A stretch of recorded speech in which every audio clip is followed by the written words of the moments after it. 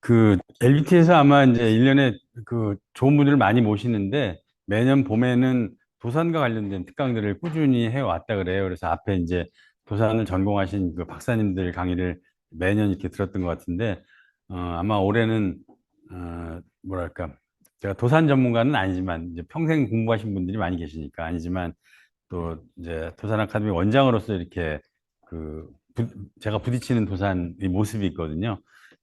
제가 전공은 아닌데 좀 편안하게 그 말씀을 좀 드리려고 준비를 좀 해봤습니다.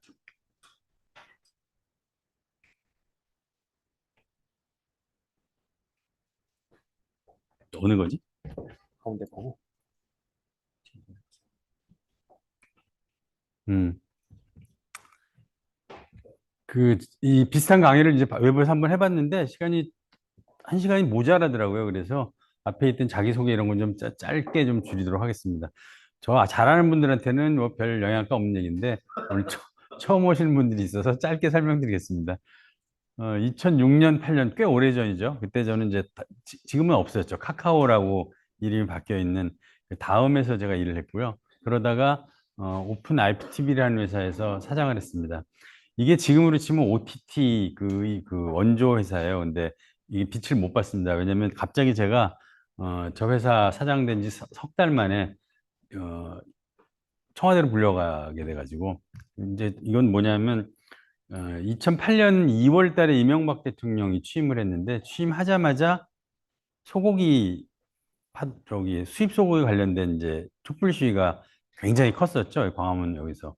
그래서 청와대에서 뭐가 좀 인터넷에 대해서 너무 모르는 것 같다, 정부가. 그래서 당시 그 촛불 시위가 다음에 아고라라는 곳을 중심으로 일어났는데 아마 아고라를 담당했던 회사 임원이어서 그랬는지 어, 좀 청와대 와서 일을 좀 해라. 뭐 처음에 갑자기 전화가 왔어요. 여기 청와대인데요. 네? 뭐 이래저래 해서 이렇게 해서 뭐 좀 뭐 같이 일을 장난치지 마세요. 그러고 끊었거든요. 진짜. 그랬더니 저희 다음 사장님한테 전화를 해가지고 그 장난 아닌데 뭐 하여튼 그래가지고 청와대에 가게 됐습니다. 그래서 거기서 일을 한 적이 있고요. 어, 재밌는 게 그 당시 전 직전까지 그 보수 정당이 아니라 민주당 소속이었었어요. 요즘 같으면 상상하기도 어려운 일이죠. 뭐 하여튼 그런 일이 있었는데 제가 있는 동안에 한 일 뭐 몇 가지 있지만 딱 하나만 소개드리면 당시 전 정부 부처에 온라인 대변인을 주도록 하는 제도를 마련한 게 있습니다. 이게 뭐 지금 보면 아무것도 아니지만 그 당시에는 사실 미디어 환경에 비하면 아주 획기적인 조치였는데 뭐 그런 일들을 했던 게 기억이 나고요. 그래서 그때 저기 보면 2011년 기사인데 그때 트위터가 막 만들어서 막 활성화되기 시작했을 때예요.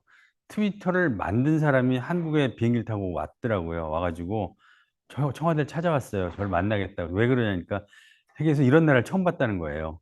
트위터를 가지고 정부가 이렇게 적극적으로 쓰는. 그래서 2011년이니까 벌써 13년 전 얘기인가요? 요새는 트위터가 한국에서 좀 많이 좀 갔죠. 옛날 같지 않고. 뭐 그랬던 기억이 납니다. 그리고는 교육부 산하의 캐리스라는 곳, 이게 나이스 뭐 이런 거 운영하는 곳인데 거기서 원장을 좀 하고요. 방송 활동도 좀 했었고 쿠팡에서도 일을 했고요. 뭐 디지털 투데이라는 데서도 일을 했었습니다. 지금은 현재 이런 일들을 하고 있습니다. 이거 왜 얘기를 하냐면 이런 과정을 통해서 제가 지금 도산 아카데미 원장을 맡고 있다는 건데 도산 아카데미는 뭐 여기 좀 새로 오신 분들한테만 좀 얘기를 하면은 도 선생이 뭐 이렇게 살아오신 생도 있지만 워낙 그 하신 일도 많고 또 하신 말씀도 많고 그래 그중에서 저희가 지금 우리 시대에 필요한 게 뭘까? 그래서 그 정직과 통합이라는 두 개의 메시지를 가지고 좀 우리 활동을 해보자. 우리 사회가 지금 가장 부족한 게 정직과 통합이 아닐까라는 생각을 가지고 운영을 하고 있습니다. 어, 맞구나. 오늘 아침에 내가 이거 다시 편집해가지고 지금 헷갈리고 있어. 그,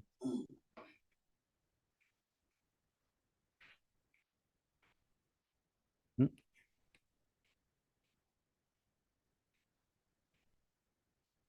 어. 올라오다 여기 가면 요 글자가 여기 액자에 걸려 있습니다. 애기 애타라고. 도 선생에 대해서 이제 들어가기 전에 간단히 우리가 지금 생각하는 도 선생님 말씀 정신 중에 핵심이 뭘까 하면 저희들이 애기에타라는 얘기를 많이 하거든요. 근데 전 처음에 애기에타라는 얘기 들었을 때 이게 무슨 불교 용어인가? 이거 무슨 말이지? 익숙치 않아 가지고 굉장히 어색했어요. 근데 좀 이렇게 계속 이제 접하다 보니까 아, 이게 이렇게 좋은 뜻이구나. 그리고 이런 뜻이 있구나 하는 걸 이제 저는 이해하게 됐어요. 이거를 오늘 오신다고 돼 있는 서일호 부장님이 어, 어떤 말씀을 해주시는데 제가 거기서 인사이트를 얻었는데 그걸 그분 말씀을 가지고 설명드릴게요. 애기 에타 중에 애기가 이제 나를 사랑하듯 나를 사랑하고 남을 사랑해라 에타 뭐 이런 얘기인데 에타라는 얘기는 여러분 뭐 워낙 많이 들으셨잖아요. 타인을 사랑하라, 이웃을 사랑하라, 약자를 사랑하라. 이거 어디 나오는 말이죠? 성경에 나오는 얘기입니다. 예? 예. 그러니까 그 도선생님이 아주 젊어서부터 그 기독교 관련된 학교에서 교육을 받아서 평생 이제 기독교를 중심으로 이렇게 생각을 펼치시고 활동을 하셨거든요. 그러니까 도 선생님 머릿속에 이 에타라는 건 기본적으로 이제 배어 있는 거죠. 근데 애기라는 말은 사실 그렇게 나를 사랑하라는 말은 그렇게 많이 쓰는 말이 아닌데 요새 보니까 거의 뭐 전 세계적으로 많이 쓰고 있더라고요. 그 BTS의 Love Myself가 보세요. 애기를 영어로 하면 뭐예요? Love Myself예요. 아, 애기가 베이비야? 아이, 수준 봐, 이거. 그래요, Love Myself예요. 그래서 가사를 제가, 이거 노래, 이승용 대표님 이 노래 아세요? 들어본 적 없죠? 젊은 사람들은 알죠? 어. 제가 가사를 일부 발췌한 거예요. 어쩌면 누군가를 사랑하는 것보다 더 어려운 게 나 자신을 사랑하는 거야. 솔직히 인정할 건 인정하자. 네가 내린 잣대들은 너에게 더 엄격하단 걸. 그저 날 사랑하는 일조차 누구의 허락이 필요했던 거야. 난 지금도 나를 또 찾고 있어. 더는 죽고 싶지가 않은 걸. 슬프던 미, 아프던 미, 더 아름다울 미. 어제의 나, 오늘의 나, 내일의 나, 빠짐없이 남김없이 모두 다 나. 어휴, 가사 끝내주더라고요. 진짜 내 들어보니까. 오늘 그 랩하시는 줄 알았어요. 이건 가사를 제가 풀로 쓴 건 아니고요. 이 안에 영어 가사들 이런 건 다 빼고 지금 약간 편집을 한 건데요. 제가 애기에타를 이렇게 생각하면서 따로 제가 설명할 필요가 없을 것 같아요. 그 BTS의 모든 그 노래들이 아마 바탕에 이런 것들이 깔려 있지 않나 싶은데 그걸 110년 전에 말씀하신 분이 도 선생님이다 하는 얘기를 지금 약간 그런 얘기를 하고 들어갑니다. 갑자기 왜 튀어나왔을까요? 이명박 대통령이. 아, 제가 아까 저기 이명박 대통령 시절에 비서관을 했으니까 뭐 그럴 수도 있죠. 왜 이걸 보여드리냐면 근데 저 사람은 도대체 도산 아카데미랑 무슨 관계지? 왜 여기 와서 원장을 하고 있지? 뭐 이런 생각이 좀 드실 거예요. 그 역대 대통령이 존경하는 사람들이 쭉 이렇게 있습니다. 뭐 누구는 뭐 누구 뭐 이런 식으로. 근데 이명박 대통령이 평소에 얘기했던 존경하는 사람이 보면 안창호, 간디, 잭웰치 이렇게 세 사람이라고 늘 얘기를 하고 있었어요. 그래서 이명박 대통령은 도산성님 말씀을 인용을 많이 해요. 많이 했었어요. 그리고 2008년 8월이면 이명박 대통령이 취임했던 그 해인데 취임했던 그 해 바로 이혜련 여사, 안창호 선생님의 부인에게 훈장을 줍니다. 여태까지 제대로 대접을 못했던 걸 하려고 했던 거죠. 그리고 아마 잘 모르실 텐데 2010년, 그러니까 저도 일할 때인데요. 이명박 대통령이 지금 우리는 우파라고 생각을 하는데 그 당시 내세웠던 그 캐치프레이즈가 뭐였냐면 중도 실용이라는 캐치프레이즈를 내세우면서 청와대 국민 사회통합수석실이라는 걸 처음 만듭니다. 그리고 이 초대 수석으로 누굴 데려오냐 하면 바로 이곳 흥사단의 박인주 이사장을 청와대 사회통합수석으로 데려옵니다. 근데 그때 저런 논란이 있었죠. 왜 좌파를 서로 이제 상대 진영이라는 얘기죠. 뭐 이런 논란도 있었어요. 어쨌든 이런 이제 과정을 이제 왜 설명드리냐면 그만큼 이제 도산성에 대해서 관심이 많으니까 4대강 사업을 하면서 이명박 대통령이 4대강 사업한 건 아시죠? 4대강 사업을 하면서 도산 선생이 얘기한 그 개조론이라는 것의 한 부분을 인용을 해요. 그게 이제 강과 산을 관리해야 된다 뭐 이런 취지의 말씀을 도 선생이 옛날에 하신 적이 있는데 그 말씀을 인용을 했던 거죠. 이것 때문에 이제 흥사단하고 약간의 뭐 약간의 뭐 이렇게 편치 않은 커뮤니케이션이 있어서 그 당시 제 보직이 뭐였냐면 청와대 국민소통 비서관이었었어요. 그러니까 뭔가 어디서 이렇게 얘기가 있으면 찾아가서 얘기도 듣고 또 그 얘기를 청와대에 전달도 하고 또 필요하면 어떤 반응도 보여드리고 이런 역할이었거든요. 그게 이제 처음 제가 여기 알게 된 거고요. 요건 뭐냐면 몇 달 전이죠. 몇 달 전에 이명박 대통령이 그 서해전을 했는데 그 서해전 입구에 걸려 있는 걸개 그림이에요. 들어오는 게이트에. 이게 지금 도 선생님 말씀이에요. 예? 예, 스며들다는 이제 그 서해전 제목이고 여기 보면 잠깐만요. 이게 그 서해전 도록인데 이걸 이제 쓰려고 이제 이렇게 해놓은 거죠. 이게 제가 가보니까 이 서해전에서 가장 큰 대작, 제일 큰 작품이 도산 선생님 말씀이더라고요. 하여튼 그런 관계가 있어서 저는 이제 이쪽을 이제 알게 된 거죠. 그래서 2012년 5월 달에 저보고 도산 아카데미에서 강의 한번 해라 그래서 제가 와서 강의한 적이 있고요. 2012년에. 2014년에는 제가 당시 이제 이 포럼을 맡게 돼가지고 쿠팡 사장을 저희 포럼에 초대한 적도 있었어요. 쿠팡 사장이 웬만하면 강의 안 하는데 제가 그때 쿠팡 부사장이었잖아요. 그래서 이때 인기 좋았었습니다. 이 강의. 뭐 이런 적도 있었고요. 그 다음에 2019년에 부원장이 됐고 급기야 2020년에 원장이 돼서 오늘 여기서 지금 서서 제가 잘 모르지만 여러분들한테 도 선생님의 정신에 대해서 말씀하게 된 것 같습니다. 대충 이제 제 소개 드렸어요. 이제 좀 앞에 거는 좀 빼고 이제 이해가 되시죠? 제가 왜 여기 와서 이러고 있는지. 왜냐면 여기 월급 없어요. 자, 오늘 제가 이제 여러분들하고 얘기하고 싶은 건 뭐냐면 도 선생이고요. 서부장 여기 자리에 있네. 그 대한민국에 대한 얘기를 좀 드리고 싶어요. 저도 붉은 악마가 되었습니다. 붉은 악마 응원. 여러분들도 따라해보세요. 먼저 박수 5번. 양손을 쭉 펴고. 넘어갈게요. 기억나세요? 지금 좀 아까 보니까 이게 몇 년도? 2002년도. 2002년도면 가만히 있어봐. 몇 살이었어? 2002년도에? 04년생. 처음 보지 이런 거. 예, 이게 우리 한국 사회가 지금 이렇게 구성돼 있어요. 2살 때, 3살 때였을 때니까. 우리는 저걸 보면 피가 끓는데, 그죠? 뭐 어쨌든. 어? 안 태어났구나. 미안해. 내가 계산을 거꾸로 했구나. 안 태어났구나.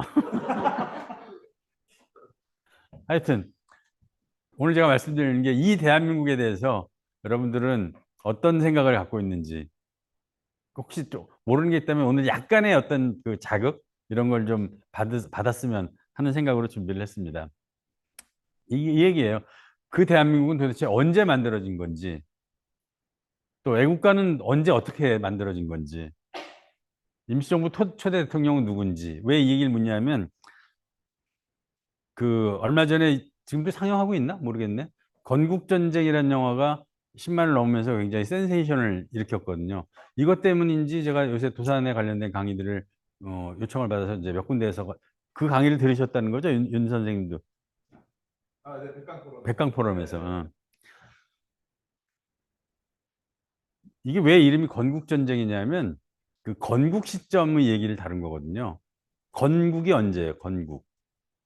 여기서 얘기하는 거는 1948년 대한민국 정부 수립, 정부 출범 이걸 얘기하는 거죠. 그 과정의 얘기를 다루고 있기 때문에 이렇게 얘기하는 건데 사람들이 가끔 이제 우리 뿌리는 1948년이 아니고 1919년 대한민국 임시정부다. 뭐 이런 얘기들을 많이 하잖아요. 거기에 대한 얘기를 좀 드리려고 하는 거죠.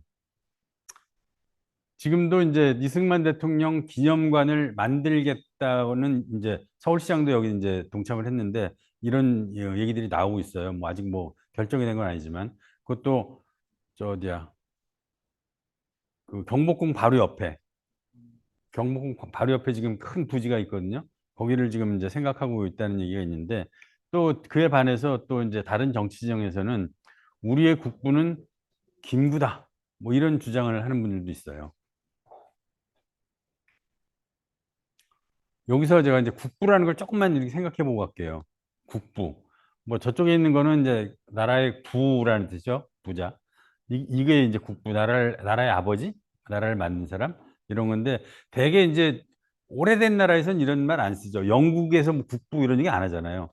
프랑스 뭐 이런 건. 근데 한 200년 안짝으로 신생 독립한 국가들은 이 국부라는 용어들을 쓰거든요. 그래서 많이 알려진 국부들이 이런 분들이죠. 간디, 케말 파샤, 호치민, 아웅산, 이관유 뭐 이런 식으로. 미국도 독립한 지 그렇게 오래된 나라는 아니잖아요. 미국의 국부는 누구예요? 워싱턴이에요? 이거 보고 얘기하시는 거예요? 미국은 그런 개념을 안 써요. 여러분, 2달러짜리 지폐 본 적 있어요? 거기 뭐가 있죠? 이런 그림이 있어요. 2달러짜리에. 이 그림이 뭐냐면 미국은 건국의 아버지, 파운딩 파더스라는 개념을 써요. 그러니까 그 당시 13개주 대표 42인이 미국 독립선언서에 서명을 했는데 그 사람들을 건국의 아버지들이라고 부르는 거거든요. 그럼 우리로 치면 어떻게 되나요? 3일 독립선언서에 사인한 분, 뭐 이런 정도의 느낌인데 다 그럴 수는 없죠. 또 그 안에 그 뒤로 굉장히 행적이 다른 분들도 계시기 때문에 또 그것도 쉬운 문제는 아니겠죠. 그죠? 어쨌든 제가 이걸 말씀드리는 거는 자꾸 이걸 진영 논리로 놓고 싸우는 게 문제가 아니라 역사가 어떻게 구성되어 있는지를 우리가 이해하고 그분의 어떤 면들을 존경해야 되는지 그래서 그분을 국부로 모시는 게 중요한 거지. 나는 이쪽 편이니까 이 사람이 국부여야 되고 나는 저쪽 편이니까 저 사람이 국부여야 된다. 그런 생각 안 해야 된다는 게 이제 제 주장이에요. 대한민국의 국부는 누구냐? 여기 보면 이제 저쪽에 이승만 대통령, 이게 김구 주석, 여기는 아마 당시 그 미군 사령관 그 하지 중장 아마 사진이었던 것 같은데 이게 이제 아까 제가 얼핏 말씀드린 게 1948년이냐 아니면 우리나라가 시작이 1919년 임시정부가 만들었을 때로 봐야 되느냐 뭐 이 논쟁이 되는 거거든요. 1919년에 대한민국 임시정부가 만들어졌다는 얘기는 들어서 아시죠? 네. 그럼 임시정부의 초대 대통령은 누구예요? 48년 건국 대통령은 이승만 대통령이에요. 19년 임시정부의 대통령, 처음 대통령은 누굴까요? 정답. 이승만입니다. 그러니까 이 김구라는 대답들이 나오는데 되게 이걸 갖고 자꾸 나눠놓으니까 그런 생각이 드는 거예요. 무려 한 4년간 초기 임시정부 4년간의 이 대통령은 이승만 대통령이에요. 3년 반 정확히 모르겠네 하여튼. 그러면 막 헷갈리기 시작하잖아요. 이제 뭐가 문제인데 그럼 뭐 이렇게 되는 거잖아요. 근데 문제가 또 있긴 있어요. 그래서 그런 것들을 우리가 좀 정확히 알아야 되겠다 하는 생각을 해서 말씀드리는 거죠. 이게 이제 제가 아까 말씀드린 그 얘기예요. 우리 사회가 진영 논리에 빠진 양극화에 빠져 있기 때문에 이게 어떤 여러 가지 문제를 일으키냐. 굉장히 많은 문제를 일으켜요. 지금 보시는 게 아까 제가 말씀드린 이 동남아시아 국가들이 화폐예요. 지폐. 지폐에 보면 이렇게 사진들이 있어요. 대부분 그 나라의 독립운동가 내지는 국부라고 생각하는 분들이 이렇게 올라와 있습니다. 우리 지폐 어떤지 아시죠? 우리는 왜 이럴까요? 이게 뭐 잘못됐다는 얘기가 아니라 왜 우리는 그렇게 못하고 400년, 500년 전 분들을 저 화폐에 모실까요? 제가 볼 때는 합의가 안 되는 거예요. 그래서 얼마 전에 보니까 방크라는 그 우리 사회운동하는 친구들 있잖아요. 그 모임에서 운동하는 걸 제가 한번 봤는데 다음에 10만 원권을 만들면 반드시 도산 안창호 선생님을 모셨으면 좋겠다라는 운동을 하고 있더라고요. 이거는 여러분 유튜브에서 검색하시면 왜 이런 운동을 하고 있는지 영상 금방 보실 수 있을 거예요. 전 일리가 있다고 생각을 해요. 그리고 아마도 그 방크가 안창호 선생님을 선택한 것은 안창호 선생님을 이렇게 하게 되면 어느 쪽도 반대하지 않을 거라는 확신이 있었기 때문이 아닐까 싶습니다. 제가 국부라는 얘기를 지금 썼는데요. 이게 오늘 아침에 급조해온 페이지인데 지금 우리 대한민국 현재 대한민국의 국부를 얘기하고 있잖아요. 만약에 이건 상상이에요. 제가 오늘 인사이트라고 얘기했는데 통일되면 국부를 누구라고 얘기를 할까요? 남북이 통일되면 우리는 지금 건국 대통령 이승만을 얘기하잖아요. 그죠? 그 얘기는 저쪽에서 국부는 김일성이지라고 얘기하는 건 똑같은 거예요. 저쪽 얘기입니다. 우리 얘기가 아니라. 그럼 통일 대한민국은 어떨까 하는 한 생각을 해보는 거죠. 막연히. 심지어는요, 김일성조차도 이런 얘기를 해요. 나라가 독립된 다음 나에게 대통령 선거할 권리를 준다면 나는 그 첫 번째로 안창호 선생을 추대할 것이다.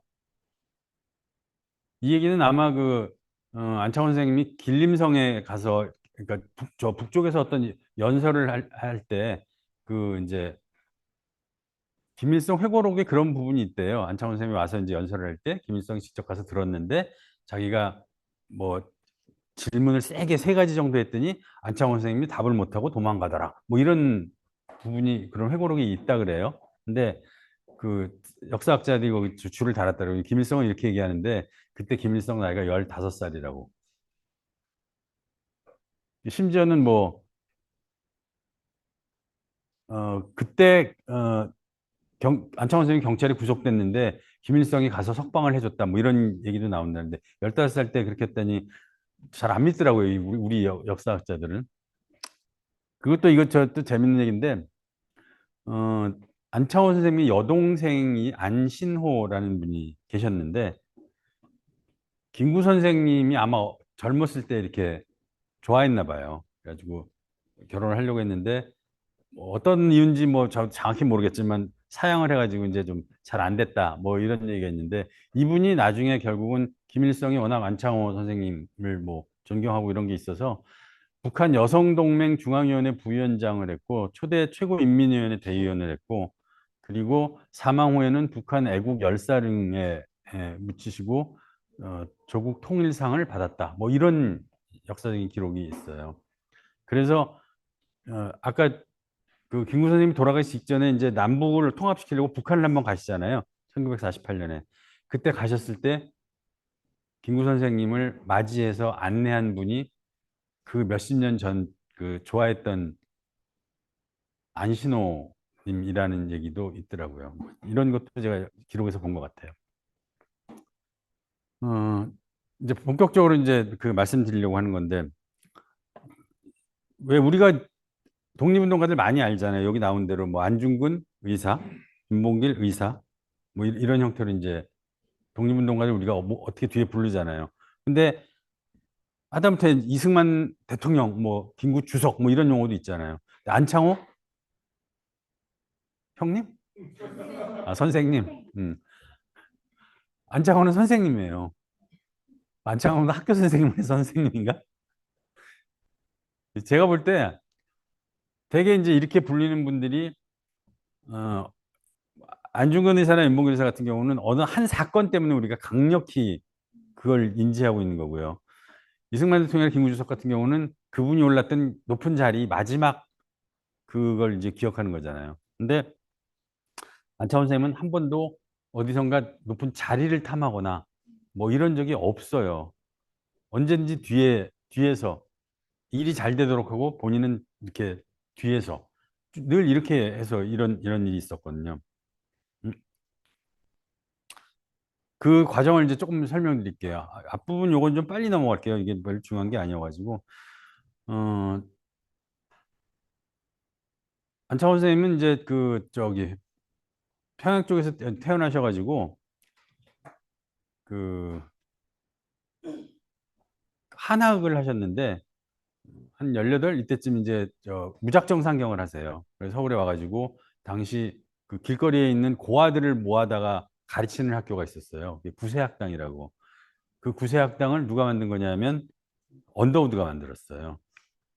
그래서 이 학교가 나중에 경신학교로 바뀌고 어쩌고 저쩌고 저쩌고 해가지고 이게 연세대학교가 되는 거죠. 그래서 심지어는 연세대학교에서 이렇게 안창원 선생님한테 명예 졸업장을 준 적도 있어요. 2013년, 10년 전 사진이네요, 이게 보니까.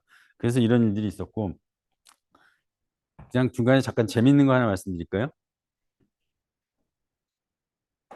우레옥이라는 집 아세요? 을지로에 냉면 불고기집.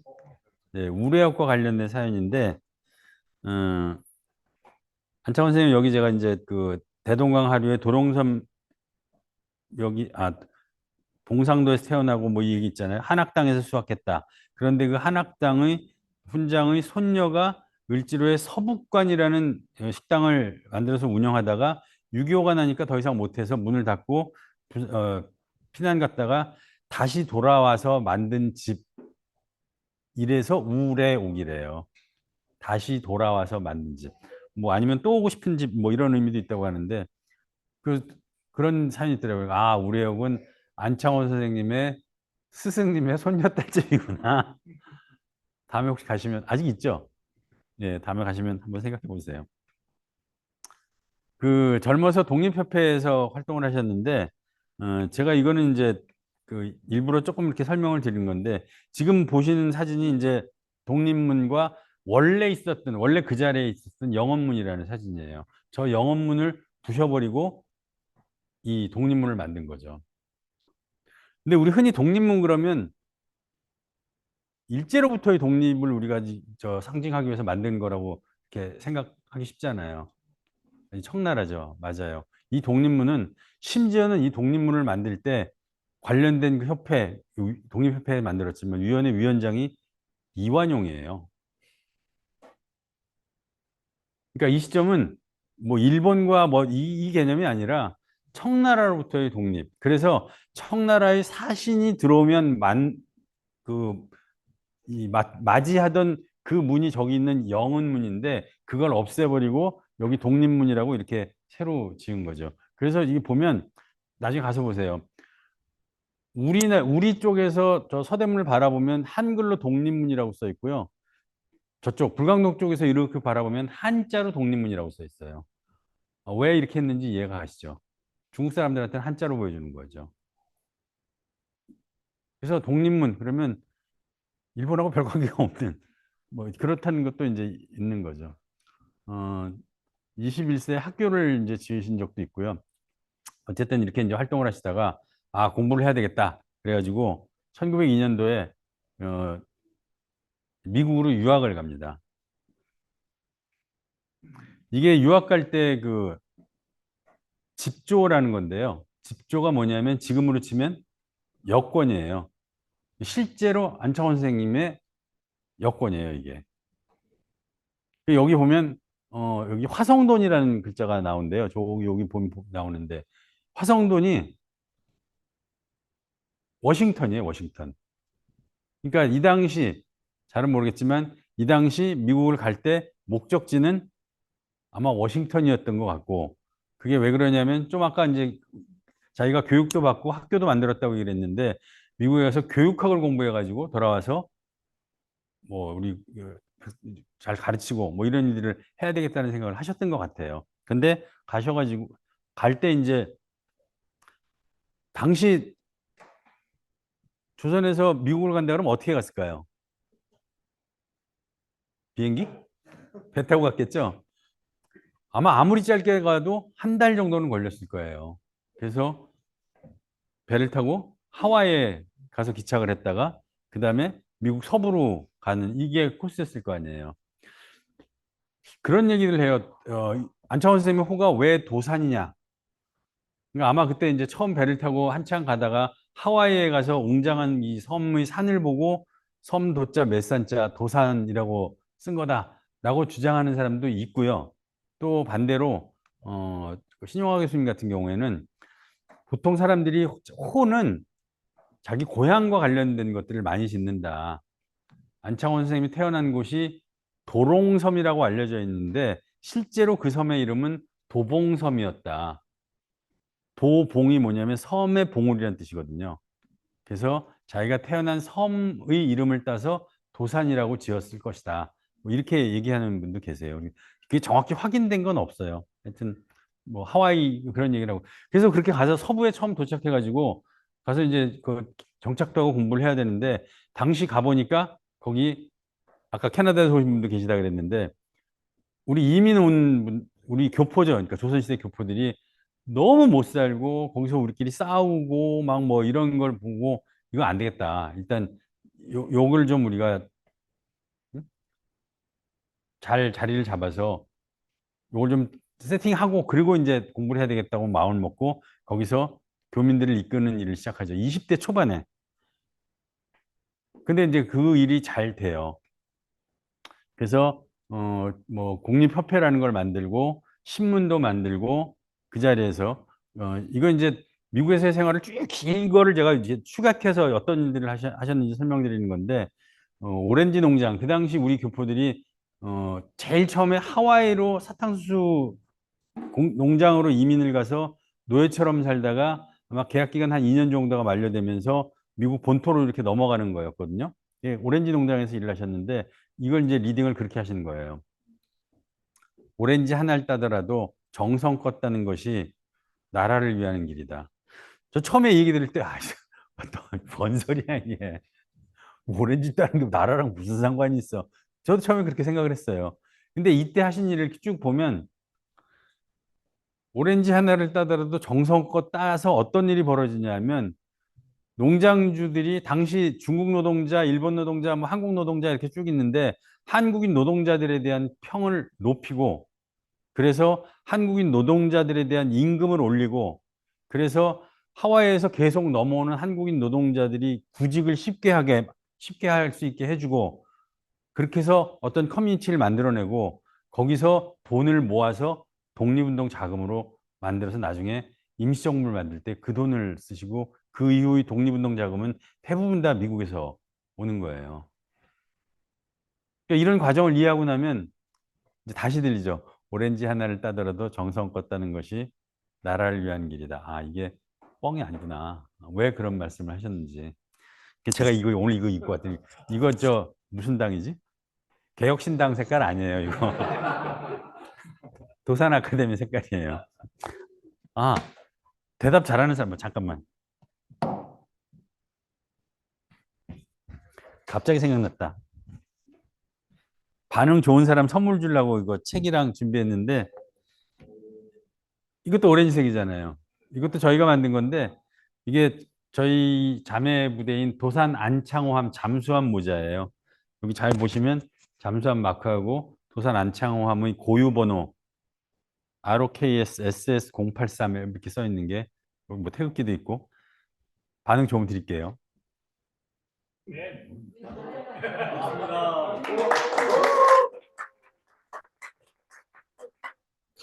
갑자기 확 달라졌어요, 분위기.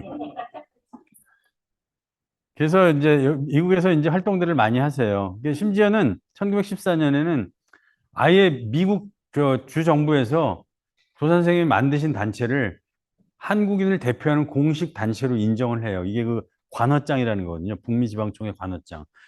이게 어떤 의미냐면 1914년이면 우린 나라가 있을 때 없을 때예요. 없을 때잖아. 일본에 병합돼서. 그러니까 미국에 사는 우리 교포들은 일본 사람이에요? 어디 사람이에요? 법적으로 일본 사람이니까 일본 대사관이 자기들 관할이라고 생각을 했겠죠. 그걸 그 안에서 독립적으로 이 대한민국민회가 우리 교포들을 대표하는 단체로 인허를 받는 이렇게까지 이제 하셨다는 거죠.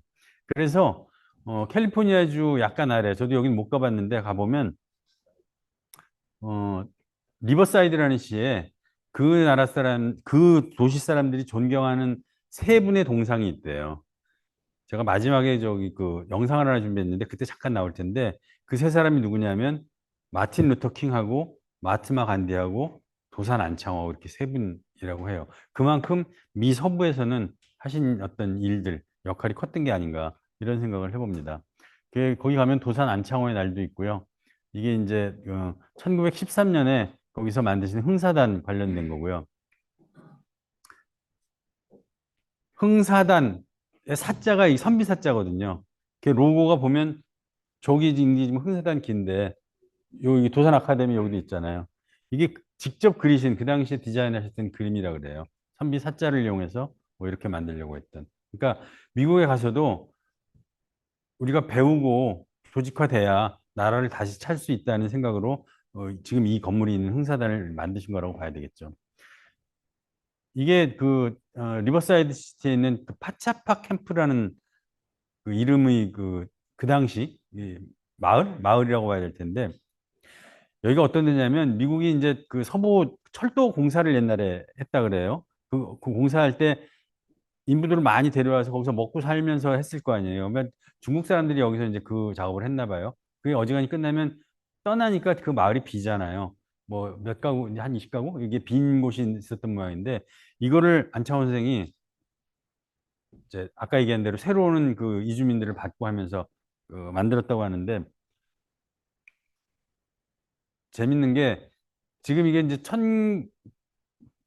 1910년대 그 초반 뭐 이쯤 얘기인데 이때면 우리는 이제 고종은 아직 살아계시고 그러니까 우리한테는 민주주의라는 개념이 없었을 거 아니에요. 왕이 있고 왕의 신하들이 국민인 뭐 이런 구조인데 그때 벌써 민주주의와 관련된 어떤 고민을 하셨다는 건데 잠깐 보여드릴게요. 네, 추적부도 훅 시작하겠습니다. 우리나라 민주주의가 언제부터 시작됐는지 추적하겠습니다. 미국에 머물고 있는 한 학자가 1911년 도산 안창호 선생의 민주정부 실험 흔적을 처음으로 발견했다고 합니다. 학계의 기존 연구보다 6년 앞선 건데 오승렬 PD가 자세한 내용 보도합니다. 미국 LA에서 차로 1시간 반 거리, 30만 명 인구의 작은 도시 리버사이드입니다. 한겨울인데 오렌지가 열렸고 시민들 옷차림도 가볍습니다. 19세기 말 부자들의 겨울 휴양지로 개발된 곳인데 최초의 한인타운 파차파 캠프가 바로 이곳에 있었습니다. 100여 년 전 오렌지 농장에 일자리를 찾아 모인 한인들, 그중엔 도산 안창호 선생도 있었습니다. 그래서 파차파 캠프의 또 다른 이름은 도산공화국. 이곳은 미주 독립운동의 출발점이었습니다. 리버사이드 파차파 캠프에서 대한민국민의 제3차 북미총회를 무려 열흘 이상 밤샘 토론을 하면서 여러 가지 다 의결을 하는데 내용이 뭐냐면 삼권 분립에 의한 민주공화제를 만드는 거예요. 장 교수는 이곳이 우리나라 민주공화정의 시작점이라고 봤습니다. 근거는 1911년 신한민보에 실린 대한인 국민회 21개조 의결안, 정부에 해당하는 중앙총회의 역할, 재정과 조세 운용, 의원 선출, 정부와 의회 간 상호 견제를 담고 있습니다. 지금의 민주주의 제도와 비슷합니다. 그렇죠. 얘기 듣고 보니까. 근데 이게 몇 년도라고요, 지금? 1911년. 3.1운동이 1919년에 일어나요. 그러니까 그 3.1운동이 일어나기도 훨씬 전에 민주주의에 대한 고민을 하고 그 제도들을 만들었고 그걸 미국에서 실험적으로 적용했고 그런 것들이 그 당시 지금 신문에 보도가 돼 있다는 거죠. 그래서 그 교수님은 한국 민주주의 뿌리가 여기가 아닐까라는 주장을 이제 저 책을 통해서 하시는 거죠. 그런 기록들을 찾아내서 이제 말씀하시는 거니까. 이제 또 다른 주제로 넘어가서 제가 도 선생의 가장 큰 하신 일 중에 가장 큰 일이 뭐냐면 임시정부를 그걸 뭐라고 표현해야 될까 만들었다고 얘기하기 좀 어렵고 하여튼 예 통합. 왜 임시정부인지 통합은 뭘까? 한번 상상을 해볼게요. 자, 1919년 3.1운동이 벌어져요. 3월 1일 날. 그래서 이제 거기서 우리가 독립에 대한 의지를 국민이 천명하잖아요. 그러니까 지도자들은 어떤 생각을 했겠어요? 아, 우리가 독립을 해야 되겠다. 일제시대니까 그게 이제 합법적인 건 아니에요. 그러니까 임시정부죠, 그게. 우리가 만들어내는. 근데 그게 당시 뭐 핸드폰으로 통화를 해가지고 야, 며칠 날 뭐 모이자. 뭐 이게 안 되잖아요.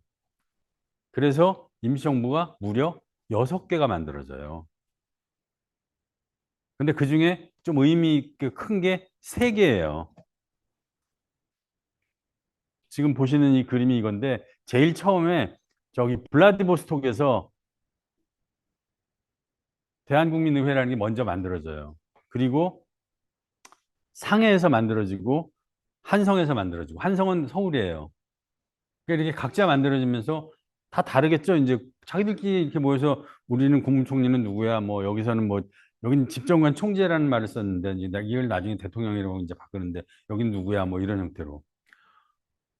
그러면 제대로 된 사람이라면 무슨 지금은 다시 생각해봐요. 어디 어느 외국에 있는 국가가 새로 독립을 하는데 거기 이제 뭐 어떤 문제가 있어서 독립을 하는데 거기 임시정부가 만들어졌대요. 아, 그럴 수 있지. 임시정부가 세 개래요. 그럼 우리 무슨 생각을 하겠어요? 개판이고만 그럴 거 아니에요. 이걸 통합시키는 일은 너무나도 중요한 일이었던 거죠. 그 일을 안창호 선생님이 하신 거거든요. 1919년 3.1운동이 벌어지고 나서 그거를 전보로 보냅니다. 현순이라는 분이. 미국에서 그걸 전보로 보고 전보를 얼마나 자세히 왔겠어요. 아, 내가 가야 되겠다고 마음먹고 바로 배를 타고 상해로 오는데 그게 약 거의 2달 정도 걸려요. 2달이 채 안 됐지만.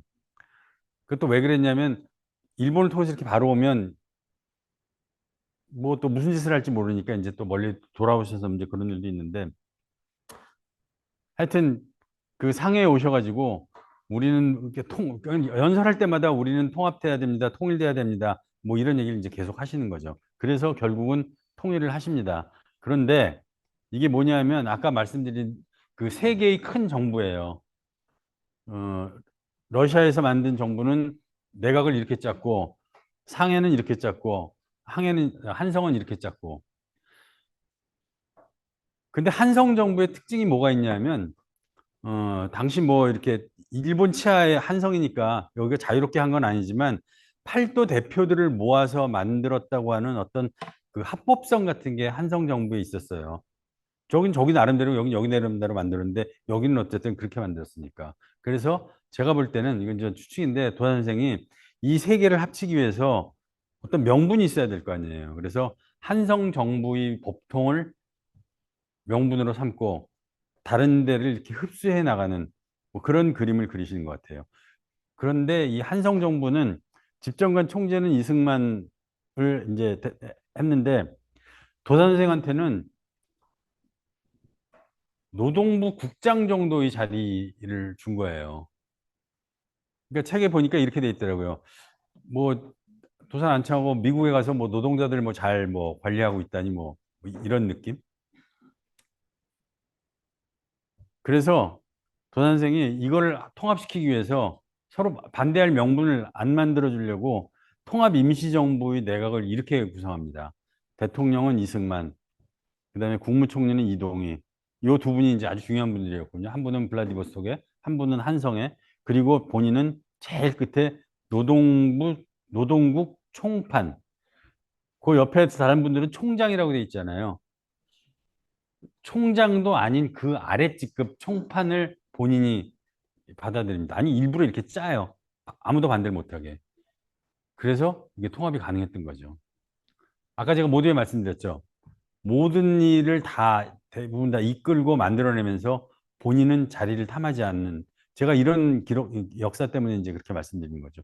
그 당시에 김구 선생님 보시면 저 아래 경무국장이라고 되어 있죠. 지금으로 치면 경찰청장 내지는 뭐 경호처장 같은 뭐 이런 역할을 하셨던 것 같아요.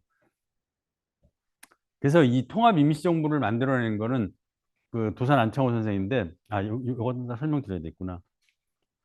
여기 보면 중요한 게 여기 옆에 또 한 분이 임시의정원 의장이라고 손정도라는 분이 계시죠. 손정도. 이름 잠깐 기억해뒀다 나중에 말씀드릴게요. 그래서 이제 처음 만들어진 사진이에요. 센터. 감이 잡히죠. 권력 구조가 감이 잡히죠. 센터에 도 선생이 계시고 이제 당시 중요한 분들이 있고 그 바로 옆에 손정도라는 분이 또 있죠. 중요한 분이에요, 이분이. 그리고 김구 선생님이 뒷줄에 계시고. 뭐 하여튼 이거 취임했을 때 굉장히 그리고 1919년에 이제 통합이 된 거고 1920년 1월 1일에 이제 찍은 사진이에요. 20년 1월 1일. 보면 또 역시 가운데 도 선생이 계시고 저 김구 선생님 저 끝에 계시고 손정도 가운데 왼쪽에 계시고 그렇죠. 왜 이걸 보여드리냐면 그리고 나서 이거 좀 이따 하여튼 그까지 봤어요 지금. 그리고 이제 또 다른 얘기 하나 하고 넘어갈게요.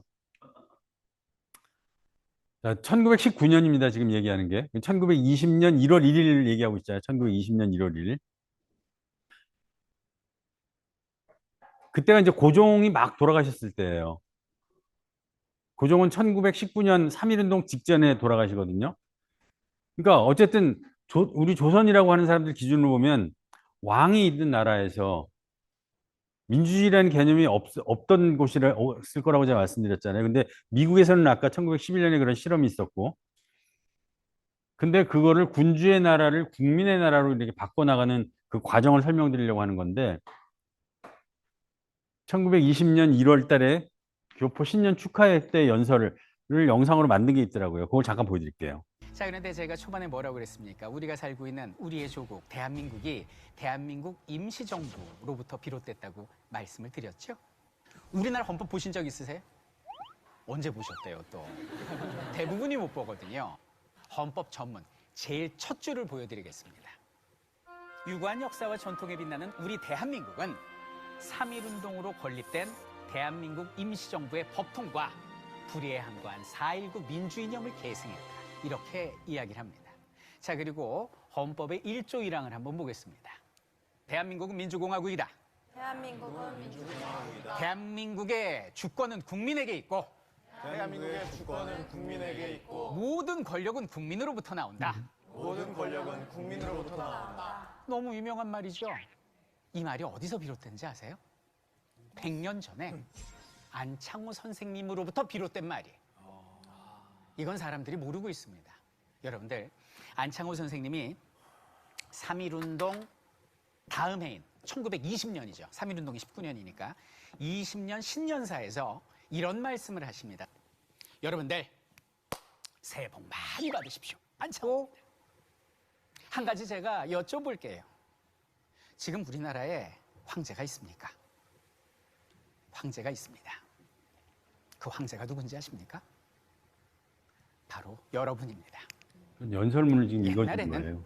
황제가 한 사람이었지만 지금은 우리 모두가 황제입니다. 대통령이요? 국무총리요? 그거 전부 다 우리의 노복입니다. 우리 황제들은 이제부터 저기는 노복들을, 정치인들을 어떻게 잘 인도해야 할까를 연구해야 합니다. 그리고 대통령, 국무총리, 노복들은 어떻게 하면 황제, 우리 국민들을 잘 모셔야 되겠지, 그것을 연구해야 합니다. 그리고 노복들은 절대 한 사람의 명령을 따라선 안 됩니다. 우리 모두가 뭉쳤을 때 우리 주권이 완성되는 것이니 우리 모두의 명령을 따라야지 특정인 한 사람의 권력에 좌지우지돼선 안 됩니다라고 이야기를 하십니다. 이게 바로 뭡니까?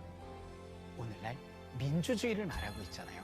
2019년 대한민국 국민들한테 정말 필요한 옛날 메시지를 영상이라. 99년 전에 안창호 선생님이 신년사에서 하셨고, 그것이 지금 대한민국 헌법의 전문에 녹아내려가 있다는 거죠. 왜 대한민국이 임시정부로 이해 가셨죠, 이제. 이게 1920년 1월 달 얘기예요.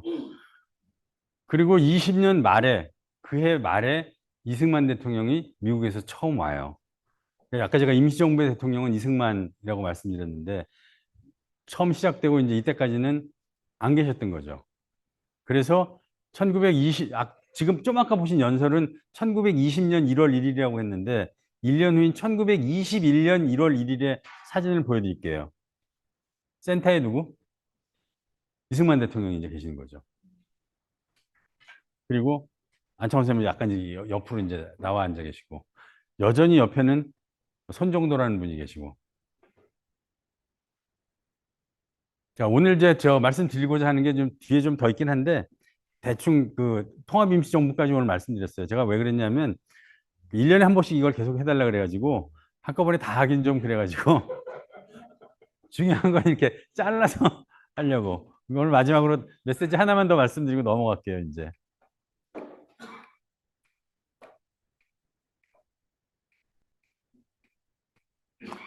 이게 다음번에 이제 그 설명드릴 것들이에요.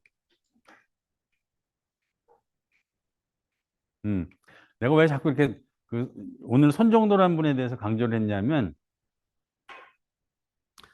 아까 말씀드렸죠. 굉장히 중요한 분이라, 늘 도 선생님 옆에 계신 의회 대표셨고 했다고.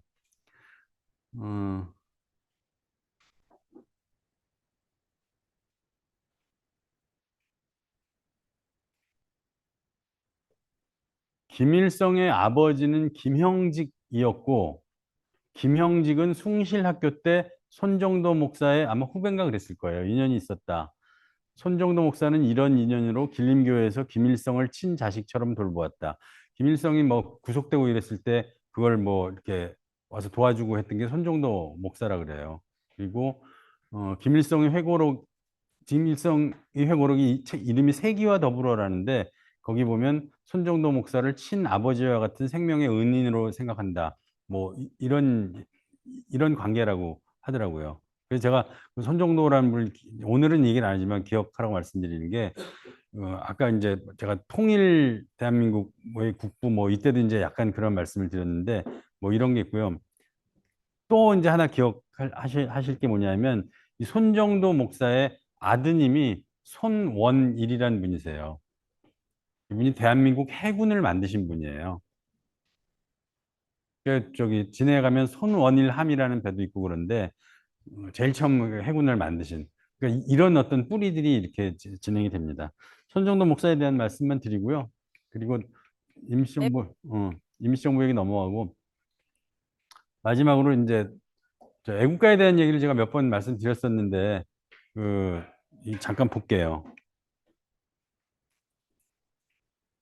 응? 오케이. 애국가의 작곡가는 안익태 선생으로 널리 알려졌지만 가사를 누가 썼는지에 대해서는 여전히 규명되지 않고 있습니다. 유력하게 거론돼 온 안창호, 윤치호 두 후보를 놓고 양측이 역사적인 증거를 내세우면서 열띤 토론을 벌였습니다. 차유정 기자의 보도입니다. 시간 관계상 넘어갈게요. 이게 뉴스는. 내가 자꾸 거꾸로. 애국가의 아까 제가 안창호 선생님이 뭘 해놓으면 꼭 다른 분을 이렇게 내세운다 그랬잖아요. 신민회가 이렇게 처음 만들어지고 했던 그 시점에 대성학교라는 학교를 만들어서 직접 운영을 하세요.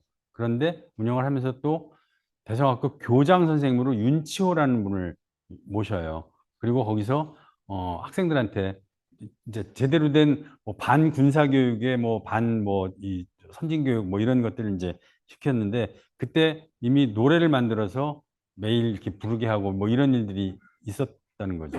그래서 만들어서 부르긴 했는데 정확히는 않은데 이제 여러 군데 이렇게 나온 글들을 제가 보니까 이런 게 있었던 것 같아요. 지금도 지역 감정이라는 게 있잖아요. 그 당시도 지역 감정이 있었나 봐요. 지금의 지역 감정은 우리가 경상도, 전라도 뭐 이런 거 갖고 맨날 얘기하잖아요. 근데 그때 제일 큰 지역 감정은 이 중부 지방과 저쪽 북쪽 지방과의 어떤 그 갈등, 서북파 뭐 이런 게 있었거든요. 그런 게 좀 있었나 봐요. 근데 안창호 선생님도 이제 북쪽 출신이시고 주로 활동이 다 그쪽이니까 애국가를 누구 특정한 사람이 지었다라고 얘기하면 이게 배척당할 위험이 있었다고 생각을 하는 거죠. 그래서 두 분이 애국가의 작사자가 누군지를 끝내 얘기를 안 하고 다 돌아가신 거예요. 지금 이제 그래서 기록만 가지고 옛날에 보니까 이 애국가 가사가 이런 게 하나 있는데 그때 썼었던 거 거기 뭐 이렇게 썼으니까 이분일 거야. 뭐 이렇게 됐으니까 이분일 거야. 라는 이제 논쟁이 있었던 거고 1955년에 애국가는 누가 작사했나라는 걸 밝히기 위한 규명위원회를 만들어서 치열하게 조사를 한 적이 있는데 당시 결과가 미상이에요, 미상. 모르겠다. 그래서 지금 대한민국 애국가는 안익태 작곡, 작사, 미상 뭐 이렇게 돼 있습니다. 그게 공식적인 거예요. 여러 가지 기록을 가지고 그러니까 저는 이제 뭐 우리가 했다고 우기는 게 아니라 이제 이건 앞으로 여러분들이 공부해 보면 왜 우리는 이건 안창호 선생님이 했을 거야라고 이제 생각을 하는지 이런 것 기록들을 이제 보실 수 있을 것 같은데 한번 앞으로 도산 아카데미 활동하시면서 그분에서 이제 관심을 갖고 좀 지켜보시면 어떨까 싶습니다. 오늘 하여튼 제가 드리려고 하는 건 여기까지 이제 상편 마무리하고요. 혹시 몰라요. 내년에 또 할지 모르겠는데 뭐 재밌는 얘기 많이 있는데 넘어가고 마지막으로 오늘 아까 그 애국가 트럼펫을 들었잖아요. 저희 도산 아카데미에서는 공식적인 행사할 때는 애국가를 4절까지 틀어요. 그리고 얼마 전에 이제 저희 행사 때 만들어서 썼던, 여기 뭐 들은 분들 많이 계실 텐데, 행사 때 만들었었던 그 4절짜리 원래 독립운동 시절에 만들었던 애국가가 있는데, 그걸 보시면 영상에서 이제 제가 오늘 말씀드렸던 것들이 쭉 나오니까 들어보시고 그렇게 마무리하도록 하겠습니다.